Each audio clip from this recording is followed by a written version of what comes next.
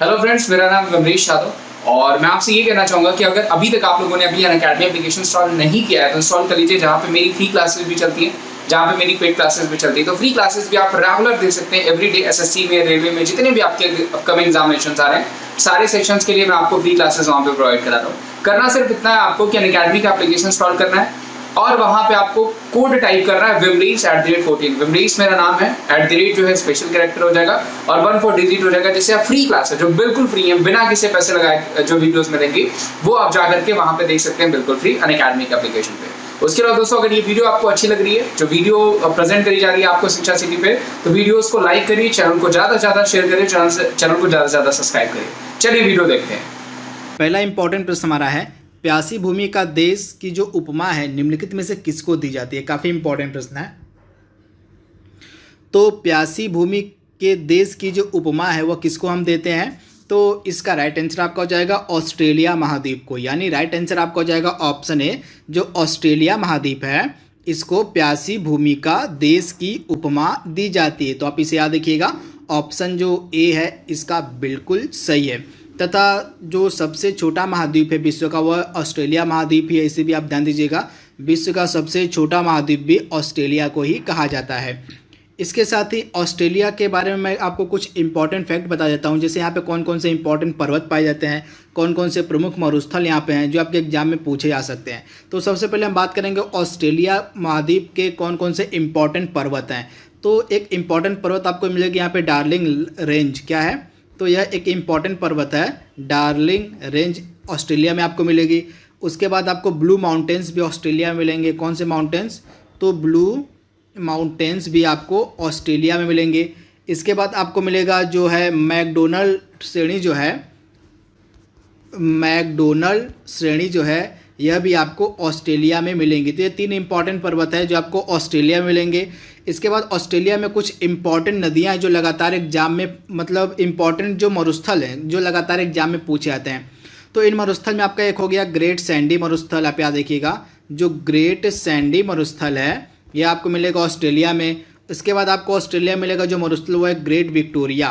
कौन सा, तो ग्रेट विक्टोरिया मरुस्थल जो है यह भी आपको मिलेगा ऑस्ट्रेलिया में। इसके बाद ऑस्ट्रेलिया में आपको मिलेगा सिम्पसन मरुस्थल। कौन सा, सिम्पसन मरुस्थल, और एक है गिब्सन मरुस्थल। तो ये चार इंपॉर्टेंट मरुस्थल हैं जो आपको मिलेंगे ऑस्ट्रेलिया में। एक हो गया ग्रेट सैंडी, एक हो गया ग्रेट विक्टोरिया, एक हो गया सिम्पसन और एक हो गया गिब्सन। तो ये चार इंपॉर्टेंट मरुस्थल हैं जो आपको मिलेंगे कहाँ पे, ऑस्ट्रेलिया में। तथा इसकी दो इंपॉर्टेंट नदियाँ, एक मर्रे नदी हो गई और एक डार्लिंग नदी। कौन कौन सी, तो एक मर्रे नदी हो गई और एक डार्लिंग नदी हो गई। दो इंपॉर्टेंट नदियाँ आपको मिलेंगी कहाँ पे, ऑस्ट्रेलिया में। तो ये कुछ इंपॉर्टेंट पर्वत, मरुस्थल और नदियों के बारे में मैंने आपको बताया जिन्हें आप याद रखिएगा। इसके साथ ही ऑस्ट्रेलिया के साथ हम एक युद्ध अभ्यास करते हैं जो लगातार एग्जाम में पूछा जाता है। तो भारत और ऑस्ट्रेलिया के मध्य कौन सा युद्ध अभ्यास किया जाता है, तो उसको हम कहते हैं ऑस इंडेक्स। कौन सा युद्ध अभ्यास, तो ऑस इंडेक्स जो युद्ध अभ्यास होता है, यह एक नौसैनिक युद्ध अभ्यास होता है। यह भारत और ऑस्ट्रेलिया के मध्य किया जाता है। तथा ऑस्ट्रेलिया के प्रधानमंत्री प्रेजेंट टाइम में कौन है, तो स्कॉट मॉरिसन। कौन है, तो स्कॉट मॉरिसन जो है ये वर्तमान में ऑस्ट्रेलिया के क्या है, तो प्रधानमंत्री हैं। तो इसे भी आप याद रखिएगा। तथा ऑस्ट्रेलिया की राजधानी आपको मिलेगी कैनबरा। क्या है, तो ऑस्ट्रेलिया की जो राजधानी है वह है कैनबरा। अगला प्रश्न है, न्यूजीलैंड की नदी जिसे जीवित मानव का दर्जा दिया गया उसका आपको नाम बताना है कि न्यूजीलैंड की वह कौन सी नदी है जिसको हाल ही में जीवित मानव का दर्जा दिया गया है। काफ़ी इंपॉर्टेंट प्रश्न है। तो न्यूजीलैंड की इस नदी का नाम है वांगनुई नदी। क्या नाम है, तो वांगनुई नदी जो है न्यूजीलैंड की, इसको जो है जीवित मानव का दर्जा दिया गया है। तो राइट आंसर आपका हो जाएगा वांगनुई नदी। नुई नदी तथा न्यूजीलैंड की राजधानी है वेलिंगटन। क्या है, वेलिंगटन जो है वर्तमान में न्यूजीलैंड की राजधानी है। तथा न्यूजीलैंड की जो प्रेजेंट टाइम में प्राइम मिनिस्टर है वो काफ़ी चर्चा में थी। इनका क्या नाम है, जैसिंडा अर्डन। ये नाम आप याद रखिएगा, जैसिंडा अर्डन जो थी ये है प्राइम मिनिस्टर हैं न्यूजीलैंड की। तथा ये काफ़ी न्यूज में चली थी इस वर्ष। तो इन्हें आप याद रखिएगा, इनका नाम जैसिंडा अर्डन है, ये न्यूजीलैंड की प्राइम मिनिस्टर हैं। अगला इंपॉर्टेंट प्रश्न है, एंडीज पर्वत जो है निम्न में से किस महाद्वीप में स्थित है, आपको बताना है। तो एंडीज पर्वत जो है आपको मिलेगा दक्षिण अमेरिका महाद्वीप में। तो राइट आंसर आपका हो जाएगा दक्षिण अमेरिका महाद्वीप में आपको मिलेगा एंडीज पर्वत। अगला इंपॉर्टेंट प्रश्न है, हॉर्न ऑफ अफ्रीका में निम्नलिखित में से कौन सा देश शामिल नहीं, आपको बताना है। तो हॉर्न ऑफ अफ्रीका जो है इसमें मुख्यतः 4 देश हैं, कौन कौन से, सोमालिया, इथियोपिया, जिबूती और इरिट्रिया। तो राइट आंसर आपका हो जाएगा सूडान जो है हॉर्न ऑफ अफ्रीका में सम्मिलित नहीं है। तो हॉर्न ऑफ अफ्रीका में ऑफिशियल रूप से जो है 4 देश हैं, कौन कौन से, सोमालिया, इथियोपिया, जिबूती और इरिट्रिया। अगला प्रश्न आपका है, कौन सा राज्य जो है, मतलब आपको बताना है कि जो उत्तर पूर्वी कौन सा राज्य है जो 7 बहनों का भाग नहीं, आपको बताना है कि निम्नलिखित में से जो कौन सा राज्य है जो 7 सिस्टर का हिस्सा नहीं है। काफ़ी इंपॉर्टेंट प्रश्न है। तो दिए गए ऑप्शंस में से 7 सिस्टर का हिस्सा कौन नहीं है, तो पश्चिम बंगाल आपका राइट आंसर हो जाएगा।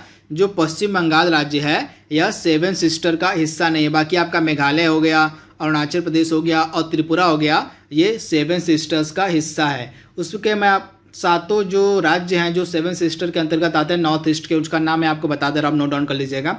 सबसे पहले आपका हो गया अरुणाचल प्रदेश राज्य हो गया, उसके बाद आपका असम हो गया, उसके बाद मेघालय, मणिपुर, मिजोरम, नागालैंड और त्रिपुरा। तो ये 7 राज्य हैं जो 7 सिस्टर्स के नाम से जाने जाते हैं। ये सभी नॉर्थ ईस्ट के राज्य हैं, तो इनके बारे में भी आपको याद रखना है।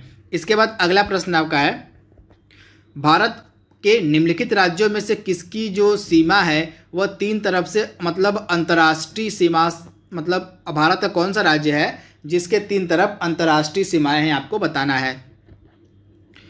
तो भारत का एकमात्र राज्य आपको मिलेगा त्रिपुरा, जिसके 3 तरफ अंतर्राष्ट्रीय सीमाएं हैं। तो राइट आंसर आपका हो जाएगा ऑप्शन बी, त्रिपुरा की जो है इसके तीनों तरफ अंतर्राष्ट्रीय सीमाएं हैं। अगला प्रश्न है, साधारण मानव में गुणसूत्र कितने होते हैं, आपको बताना। जो मानव होते हैं, मतलब साधारण मानव में जो गुणसूत्रों की संख्या होती है वो कितनी होती है, काफ़ी इंपॉर्टेंट प्रश्न है। तो साधारण मानव में जो गुणसूत्र होते हैं इनकी कुल संख्या आपको मिलेगी 46। तो राइट आंसर आपका हो जाएगा 46 यानी ऑप्शन ए।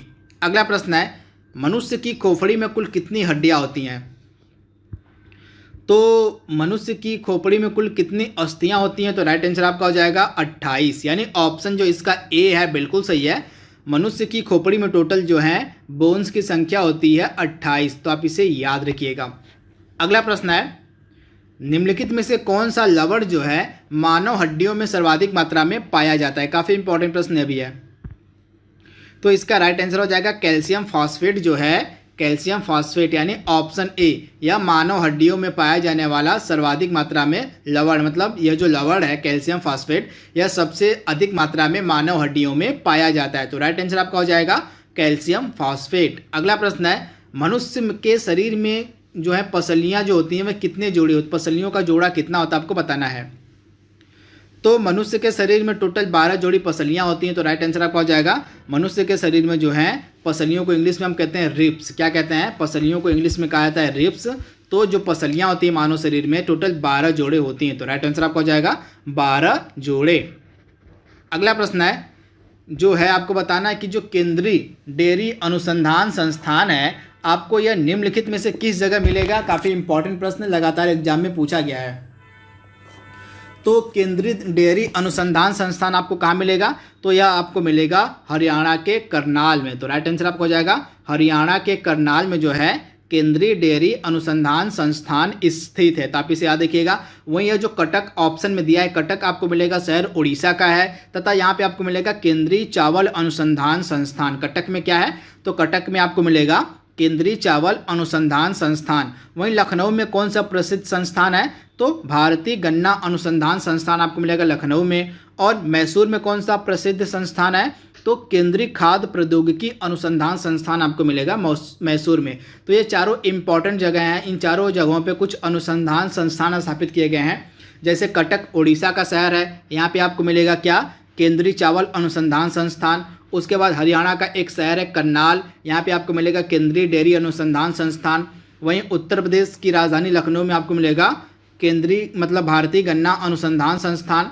उसके बाद आपको मिलेगा मैसूर में क्या, तो मैसूर में आपको मिल जाएगा केंद्रीय खाद्य प्रौद्योगिकी अनुसंधान संस्थान। तो इन चारों जगहों के बारे में आपको पता होना चाहिए। अगला प्रश्न है, खानवा का युद्ध कब लड़ा गया था। काफ़ी इंपॉर्टेंट प्रश्न है।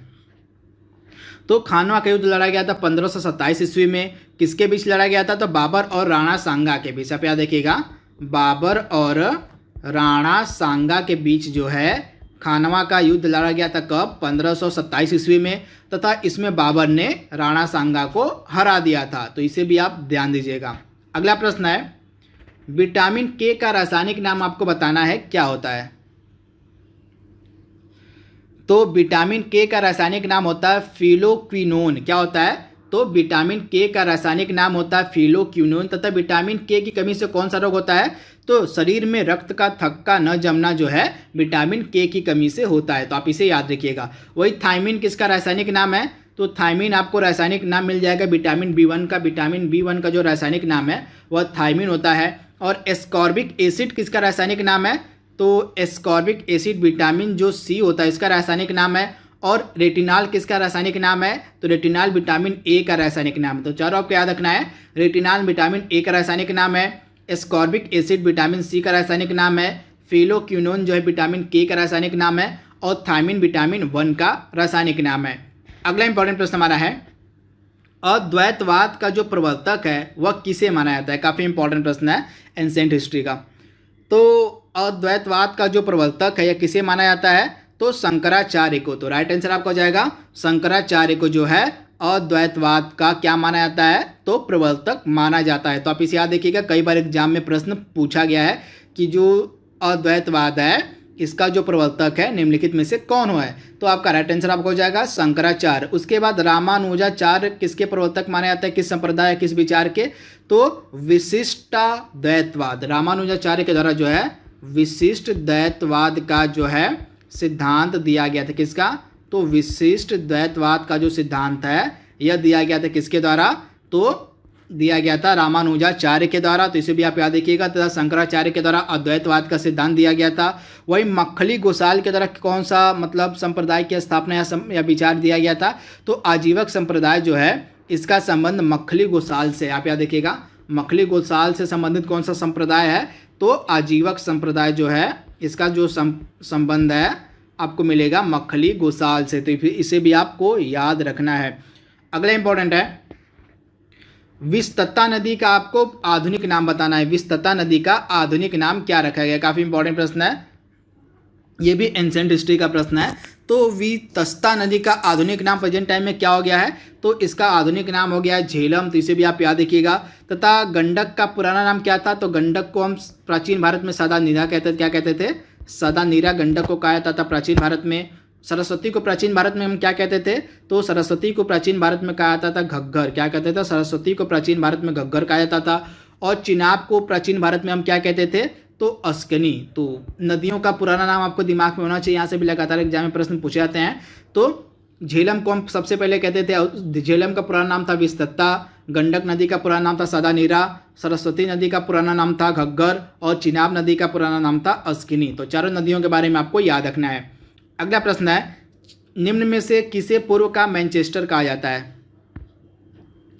तो पूर्व का मैनचेस्टर हम किसे कहते हैं? तो पूर्व का जो मैनचेस्टर यह कहता है जापान के शहर ओसाका को। तो राइट आंसर आपका हो जाएगा जापान का शहर जो ओसाका है इसको पूर्व का मैनचेस्टर कहा जाता है। वहीं सैन फ्रांसिस्को को किस उपनाम से जानते हैं हम? तो स्वर्ण द्वार का नगर। आप याद देखिएगा, सैन फ्रांसिस्को को जो है स्वर्ण द्वार का नगर कहा जाता है। वहीं इस्तांबुल को क्या कहते हैं? पश्चिम का द्वार। क्या कहते हैं?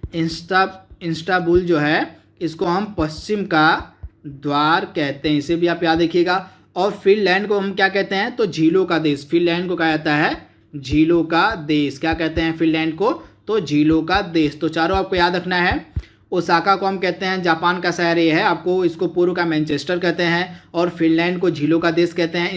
इस्तांबुल को हम कहते हैं पश्चिम का द्वार। और सैन फ्रांसिस्को को हम कहते हैं स्वर्ण द्वार का नगर। तो इसे भी आप याद रखिएगा। अगला प्रश्न है, पानीपत का जो तीसरा युद्ध था यह कब लड़ा गया था? मोस्ट इंपॉर्टेंट प्रश्न, युद्ध से लगातार एग्जाम में प्रश्न पूछे गए हैं। तो मैं आपको बता दूं पानीपत की 3 लड़ाइयाँ लड़ी गई थी। कौन कौन सी लड़ाइयाँ?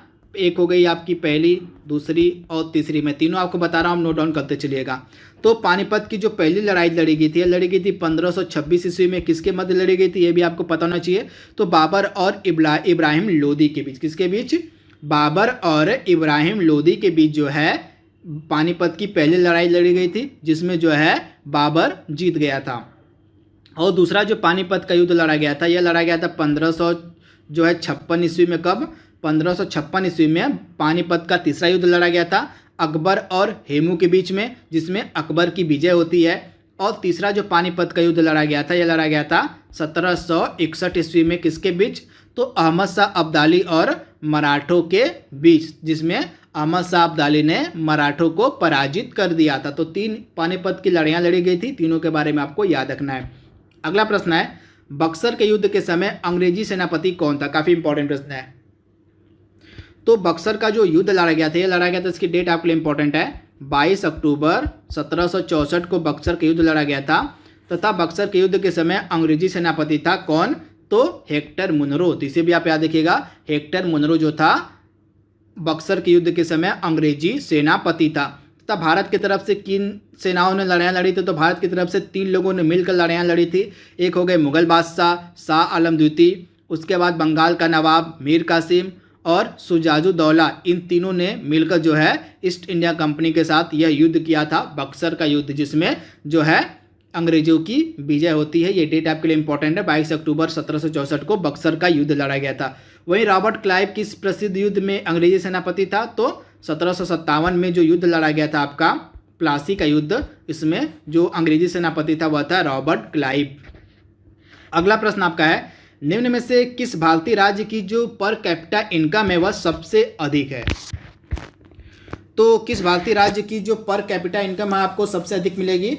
तो यह भारतीय राज्य आपको मिलेगा गोवा। तो गोवा की जो पर कैपिटा इनकम है वह सर्वाधिक है। तो इसे भी आप याद रखिएगा, गोवा की जो पर कैपिटा इनकम है वह आपको सर्वाधिक मिलेगी। उसके बाद दिल्ली का है, इसे भी आप ध्यान दीजिएगा। और तीसरे नंबर पर आपको मिलेगा सिक्किम। तो भारत में सबसे ज़्यादा जो पर कैपिटा इनकम है सबसे ज़्यादा गोवा की है, उसके बाद जो दिल्ली की है और तीसरे नंबर पर सिक्किम है। अगला प्रश्न है, निम्नलिखित में से किस राज्य में सर्वाधिक वन क्षेत्रफल, मतलब वन क्षेत्रफल की दृष्टि से भारत का पहला राज्य कौन सा है? तो सर्वाधिक जो वन क्षेत्रफल है यह मिलेगा आपको मध्य प्रदेश में। तो राइट आंसर आपका हो जाएगा मध्य प्रदेश।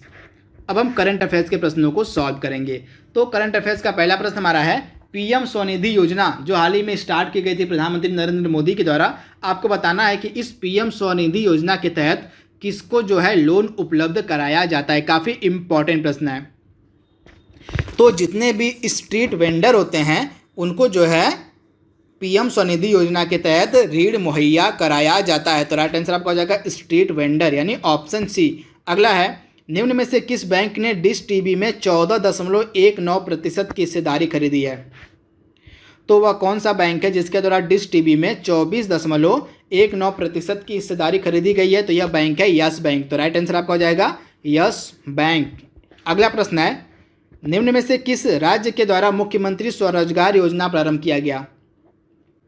तो प्रवासी मजदूरों के लिए जो है यह मुख्यमंत्री स्वरोजगार योजना प्रारंभ की गई थी उत्तराखंड की गवर्नमेंट के द्वारा। तो राइट आंसर आपको हो जाएगा उत्तराखंड। यहाँ पे ऑप्शन में नहीं है तो यहाँ पे उत्तराखंड हो जाएगा। क्या हो जाएगा? उत्तराखंड की गवर्नमेंट की द्वारा जो है मुख्यमंत्री स्वरोजगार योजना प्रारंभ की गई थी। अगला प्रश्न है, हाल ही में किसे ओलंपिक पैनल कमीशन का सदस्य बनाया गया है? काफ़ी इंपॉर्टेंट प्रश्न है। तो हाल ही में ओलंपिक पैनल कमीशन का जो सदस्य है यह बनाया गया है नरेंद्र बत्रा को। तो राइट आंसर आपको हो जाएगा नरेंद्र बत्रा। अगला प्रश्न है, नेशनल कैरियर सर्विस पोर्टल किस मतलब निम्न में से किस मंत्रालय की पहल है? आपको बताना है। तो नेशनल कैरियर सर्विस जो है पोर्टल यह किस मंत्रालय की पहल है? तो ministry of labour and employment, यानी कि श्रम और रोजगार मंत्रालय की पहल है नेशनल कैरियर सर्विस। अगला है, FSSAI जिसका पूरा नाम होता है food safety and standard authority of India. क्या पूरा नाम होता है इसका? Food safety and standards authority of India का जो है CEO किसे बनाया गया आपको बताना है। तो FSSAI के जो CEO हैं ये बनाए गए हैं अरुण सिंघल। तो राइट आंसर आपका हो जाएगा अरुण सिंघल, यानी ऑप्शन बी। अगला प्रश्न है, निम्न में से किस राज्य में भारत की जो पहली डॉल्फिन ऑब्जर्वेटरी है वह बनाई जा रही है? काफ़ी इंपॉर्टेंट प्रश्न है। तो यह भारतीय राज्य है बिहार। बिहार में एक जगह है भागलपुर। तो तब भागलपुर में जो है भारत की पहली डॉल्फिन ऑब्जर्वेटरी बनाई जा रही है। अगला प्रश्न है, हाल ही में विप्रो के नए MD और CEO कौन बनाए गए हैं? तो विप्रो के नए एमडी और सीईओ बनाए गए हैं थियरी डेला पोर्टे। क्या नाम है? थियरी डेला पोर्टे जो हैं ये एमडी और सीईओ बनाए गए हैं विप्रो की। तो राइट आंसर आपका हो जाएगा थियरी डेला पोर्टे। अगला प्रश्न है, भारत का पहला जो मिसाइल पार्क है वह निम्नलिखित में से कहाँ पे बनाया जा रहा है, आपको बताना है। तो आईएनएस कलिंग जो है ये आपको मिलेगा भीमुनिपट्टनम बीच पे, विशाखापट्टनम में। कहाँ है? एक भीमुनिपट्टनम बीच है। कहाँ का? यह विशाखापट्टनम में एक बीच है भीमुनिपट्टनम बीच, यहीं पे आपको मिलेगा क्या? आईएनएस कलिंग। तथा आईएनएस कलिंग पर ही भारत का पहला मिसाइल पार्क बनाया जा रहा है। अगला प्रश्न है जो कि लास्ट प्रश्न आज का है, हाल ही में भारत का पहला stainless steel foot over bridge किस स्टेशन पे बनाया जा रहा है? तो भारत का जो पहला stainless steel foot over bridge है यह बनाया जा रहा है भयंदर स्टेशन पे। भयंदर स्टेशन आपको मिलेगा मुंबई में। तो दोस्तों यहाँ पे हमने जो हमारा भाग 26 था उसको हमने पूरे विस्तार में कवर कर लिया है। जल्दी मिलेंगे हम इसके अगले भाग में, तब तक के लिए thank you, thanks for watching, thank you.